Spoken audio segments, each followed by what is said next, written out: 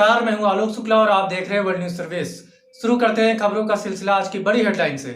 भारत में इसी हफ्ते आ सकती है मॉडर्ना वैक्सीन। कुछ बड़े सरकारी अस्पतालों में 15 जुलाई तक होगी उपलब्ध। WNS दिल्ली से मिली रिपोर्ट के अनुसार अमेरिका की मॉडर्ना वैक्सीन अगले कुछ हफ्तों में भारत पहुंच सकती है। यह वैक्सीन 15 जुलाई तक देश के कुछ बड़े सरकारी अस्पतालों में उपलब्ध करा दी जाएगी। मॉडर्ना वैक्सीन की पहली खेप में कितनी डोज भारत आएंगी, इसके बारे में अभी जानकारी नहीं दी गई है। कोविशील्ड कोवैक्सीन और रूसी वैक्सीन स्पुतनिक वी के बाद मॉडर्ना की वैक्सीन भारत में उपलब्ध होने वाली चौथी कोरोना वैक्सीन होगी। इस वैक्सीन की खास बात यह है कि मॉडर्ना की वैक्सीन कोरोना के डेल्टा वेरिएंट के खिलाफ कारगर है। अमेरिकी फार्मा कंपनी मॉडर्ना ने बताया कि उसकी कोविड-19 वैक्सीन ने कोरोना वायरस के सभी वेरिएंट्स के खिलाफ लैब टेस्ट में प्रभावी नतीजे दिए हैं। 7 जुलाई को होगा मोदी कैबिनेट का विस्तार। 19 से 20 नए मंत्रियों को मिल सकती है जगह। WNS दिल्ली से मिली रिपोर्ट के अनुसार मोदी सरकार के दूसरे कार्यकाल के मंत्रिमंडल विस्तार को लेकर अटकलें तेज हो गई हैं। सूत्रों के मुताबिक मंत्रिमंडल में 19 से 20 मंत्रियों को जगह मिल सकती है। जानकारी के मुताबिक मोदी सरकार 2.0 का पहला विस्तार बुधवार यानी 7 जुलाई को हो सकता है। माना जा रहा है कि जिन राज्यों में अगले साल यानी 2022 में विधानसभा चुनाव होने हैं, उन राज्यों को ध्यान में रखते हुए केंद्रीय मंत्रिमंडल में तरजीह दी जाएगी। इसके अलावा क्षेत्रीय दलों के नेताओं को मंत्रिपरिषद में शामिल कर NDA के कुनबा को भी बढ़ाने की तैयारी है। महाराष्ट्र विधानसभा में हंगामा, दुर्व्यवहार करने के आरोप में बीजेपी के 12 विधायक 1 साल के लिए हुए सस्पेंड।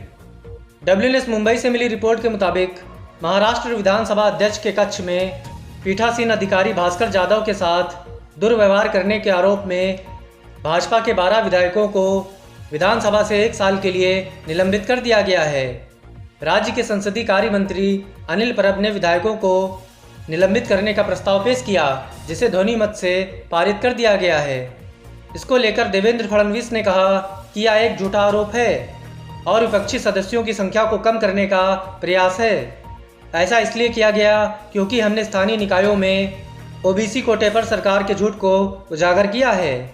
उन्होंने कहा कि भाजपा सदस्यों ने पीठासीन अधिकारी को गाली नहीं दी। कांग्रेस को छोड़कर TMC में शामिल हुए प्रणब मुखर्जी के बेटे अभिजीत।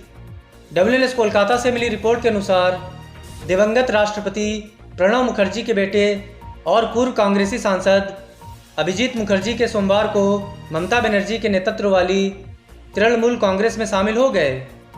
तृणमूल भवन में एक पार्टी कार्यक्रम के दौरान वरिष्ठ नेताओं की मौजूदगी में अभिजीत मुखर्जी TMC में शामिल हुए। इस दौरान पार्टी के संसदीय दल के मंत्री सुदीप बंदोपाध्याय और राज्य मंत्री पार्थ चटर्जी वहां मौजूद रहे। जंगीपुर से कांग्रेस के पूर्व सांसद अभिजीत मुखर्जी ने अधीर रंजन चौधरी के नेतृत्व वाले पार्टी नेतृत्व की आलोचना की थी, क्योंकि विधानसभा चुनाव में पार्टी का खाता भी नहीं खुल सका था। CM योगी का दावा, 5 साल में यूपी को बनाएंगे देश की नंबर 1 अर्थव्यवस्था। WNS लखनऊ से मिली रिपोर्ट के मुताबिक उत्तर प्रदेश के मुख्यमंत्री योगी आदित्यनाथ ने कहा कि वर्ष 2017 के पहले तक निवेश के नाम पर बाहर के लोग उत्तर प्रदेश का नाम सुनते ही हंसने लगते थे। हमने पिछले 4.5 सालों में उत्तर प्रदेश को लेकर बनी नकारात्मक धारणा को तोड़ा है। 2016 में उत्तर प्रदेश देश में अर्थव्यवस्था के मामले में 6ठे स्थान पर था, लेकिन 2017 के बाद से यहाँ की अर्थव्यवस्था तेजी से बढ़ी है। 2020 में यह देश की दूसरी सबसे बड़ी अर्थव्यवस्था के रूप में सामने आया है।